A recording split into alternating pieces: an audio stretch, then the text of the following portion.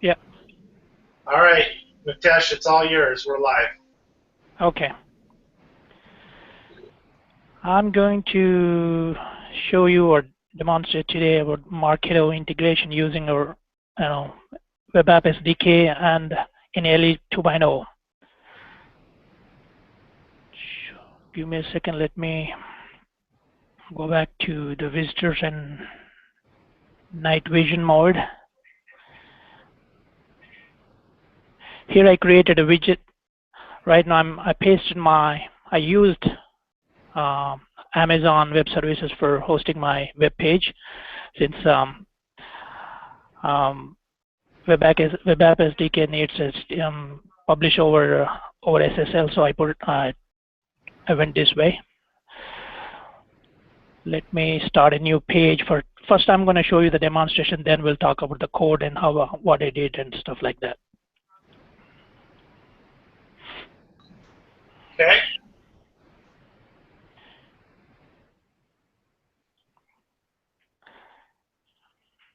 Basically, what it does is I'm going to capture the pre-chat survey um, and send it to the Marketo instance when the chat started.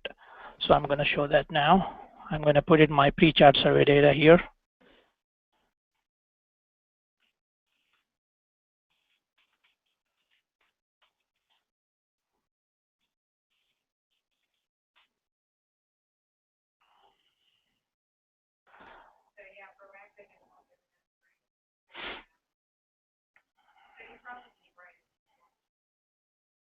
I'm going to say hello here. Say hi there as well. That's it. When chat started, it automatically send that information to the Marketo here. So let me log into the Marketo instance and see the same.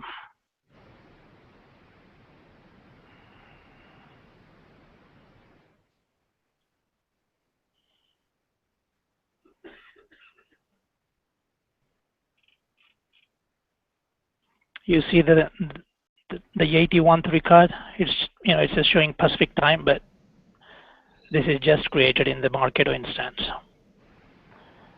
Yep.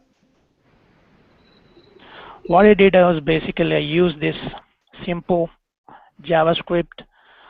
First, I used our SDK Web Agent SDK library, and I initiated our SDK here, and I captured the pre-chat survey questions. I'm calling this function and gather that information. So what I did basically was I took, sometimes what is happening is there is a delay in gathering this information. I took 10 seconds after the chat started. So you can change this number any number you want. This is a very simple script. I created an XHR request here and posting that there is a URL for Marketo. There's a lead capture URL here. I'm posting the data towards that URL. Very simple post post request here. Okay. Any questions on so far here? So with the delay of 10 seconds, which I see that you've done a set timeout, right? Uh-huh. Do you find that 10 seconds is ideal without causing problems, or if it's less than that, what kind of errors or issues have you found? When I first started without delay, but sometimes it did not post it to the Marketo instance. So I took three seconds. So sometimes 3 seconds is also delay. So I thought, 10 with the 10 seconds, it worked fine. Okay, so consistently a 10-second delay. I think anything above 6 seconds is okay. Okay, good to know. Yeah. Not 10 seconds. 10 seconds too much, I guess, but anything above, I guess 5 seconds is okay. Okay. This is a very simple HTML request, XHR request here. We can do the REST API calls here, but it's kind of more complicated. I mean, not a complicated, but it's you have to get the request back and then read it and then present that information onto the browser. But this is just post the request. You don't get anything back. Why did I use this use cases? Because in legacy we use the same integration with the customers, so maybe they are interested in this way. So I thought better to go with this route than the REST API way. Okay, and can you just kind of point out the data that you're actually passing over in this instance? Mm-hmm. I'm sorry, what was the question again? Can you point out the actual data that you're sending over? It looks like you're sending first name. I'm sending the first name here, data.name.value, and email, and the phone number. Okay. So, for this, you need to map these fields in the Marketo side. There's a Marketo instance. You can go here. Let me go to the Design Studio, Forms. Let me see. I picked one of the forms already there. So I can see, I can preview it. So you can see the same kind of first name, email, and phone number there. Okay.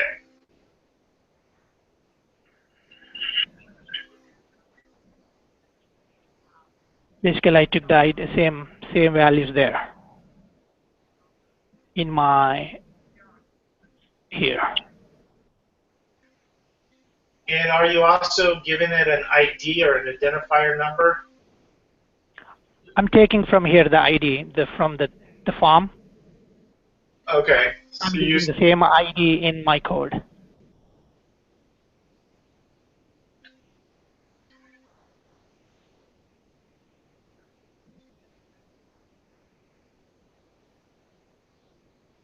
So that's populating the information as the form would, but automatically with name, email, and phone number.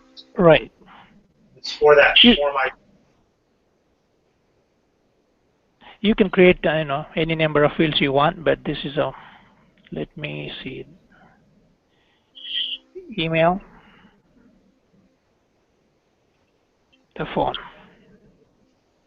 And this inside, in this form, we are sending the form ID. We don't need all this information, but I'm sending the form ID. Let me go back to code. I'm sending the form ID and the Munchkin ID. Okay.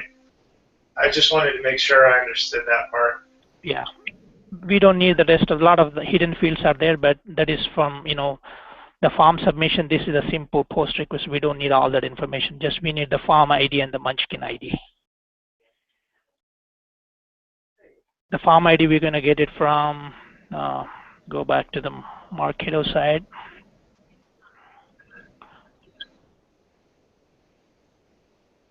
This is your form ID. Okay. And are you getting a success response returned, or are you able to check to see that the success post was a success? This is every time it's happening. Only thing is won't see if you send the same information, like same email address again. It won't take you, because the way it works on the Marketo side is the email ID is their lead.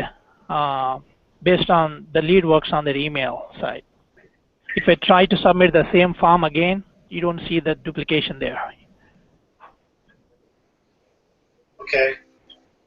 But as far as the actual post, the XHTML post, are we able to determine that was a success or a failure for whatever? Let's say there was a network interruption or some kind of block. So far I did not fail any single post request, but right now I'm not capturing that information back. What's coming back, I'm not capturing that. Just I'm posting that information. Okay. So using REST API call, you can do that. You can capture what is coming back. You can, once we create the lead there, it will send back the lead ID, so you can show that ID on the form, on the widget here. Okay. That is a different use case, but we don't, in this use case, we don't have any way of sending back to the agent a success/failure response. no, right now I'm not doing any, but we can do that once the form submission is there. We can send that, the successfully send kind of information, but that doesn't mean that it's a successfully sent that information. We did not get anything back from the Marketo server. Just making sure that the page is refreshed, or the page we send it from our side. Okay. In this example.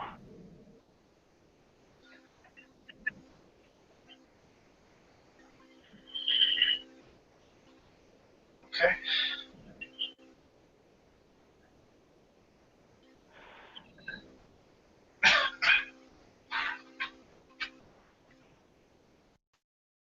This is our sandbox.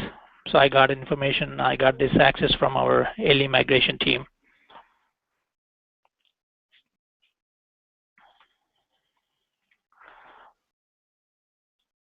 If you refresh also, you don't see. Let me try that.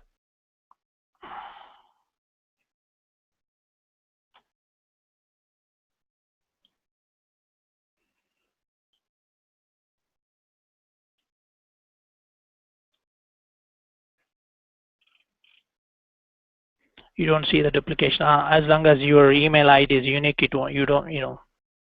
If you send a different pre-charge survey, you create another lead here. But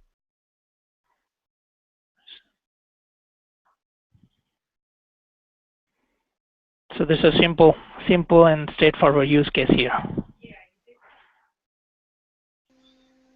Is there any other possible use cases that needed outside of just sending the information from the survey over? Right now I'm finding a hard time to capture the post-chat survey or agent survey, because it's very tricky to capture that information, because you have to keep looking for that information. Basically, the way the widget, the agent web API, works here is, when the chat starts, this page got called, this web page got called.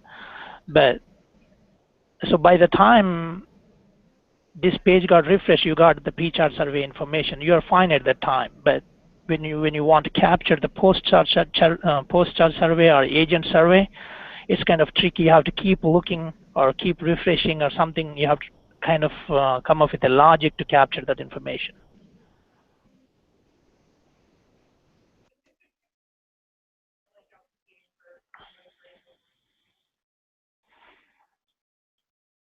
Because the survey it's going to send as like this. Let me go back to my. I think I did not open that, but it's the survey object. It's going to be same object. Within that survey object, you're going to get the pre-chat, post-chat, and the agent survey in one big object. You have to look for the particular portions of that object and see if that agent survey got submitted, or pre-chart survey got submitted, something like that. But there is no event says that your pre-chart survey submitted now kind of thing. Okay, so is the use case really focused around just survey events, or is there anything outside of the use case, like within the transcript or within the chat session itself? This is only for sending, pre-chart, capturing the pre-chart survey data and sending it to the Marketo. I'm not capturing any other transcripts or anything here. Is it primarily for lead generation? Yes, right. Okay. So basic lead gen information about the user based upon the email address being the primary identifier. Exactly. Okay. But you can expand this use case with the REST API. You can add so many different fields here and capture the information, and send the lead information, update the lead information. You can do a lot of web calls there, web REST API methods. You can do a lot of things here. Okay, yeah, good stuff. Yeah.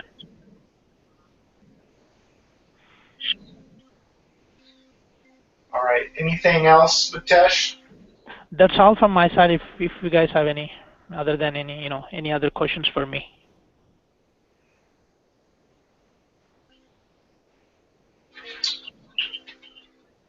All right, well, we'll go ahead and stop, and again, we'll provide this information. Obviously, the code that we reviewed, we'll provide it out to the rest so that way everybody else can get their hands on it as well. So Sure. appreciate the time, everybody. Mutesh, thanks for demoing, and I'll go ahead and stop recording. Thank you. Bye.